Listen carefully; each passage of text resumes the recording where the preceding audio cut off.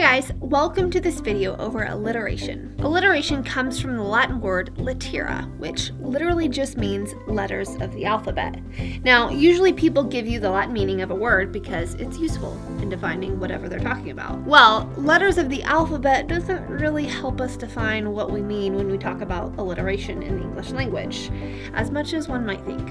I just thought I'd let you guys in on the Latin meaning. Alliteration is the repeating of consonant sounds, usually the first consonant, in two or more words that are close in proximity to one another. We see example of alliteration almost everywhere we look. Companies use it to advertise their product to us, like American Airlines, Dunkin' Donuts, Best Buy, Chuck E. Cheese, and so on. As you can see in each of these examples, the initial consonant is being repeated. Take a look at this excerpt from John Donne's poem, Death Be Not Proud.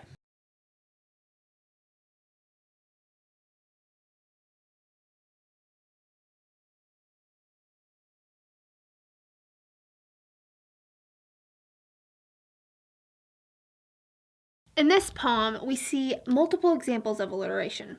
We see short and sleep, and we and wake. Now these words are right next to each other, so they're a little bit more obvious to identify, but we also see an example where alliteration is separated by other words, right here with death and die. Now look at this next example from a poem by John Piper.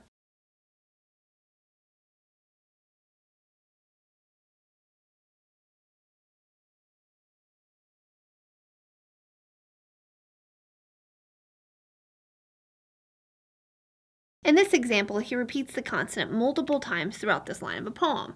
So we see C in square, subtle, snare, unrelenting sleuth on the scent of truth. One important thing to know is that alliteration does not depend on letters, but on sounds. For instance, phase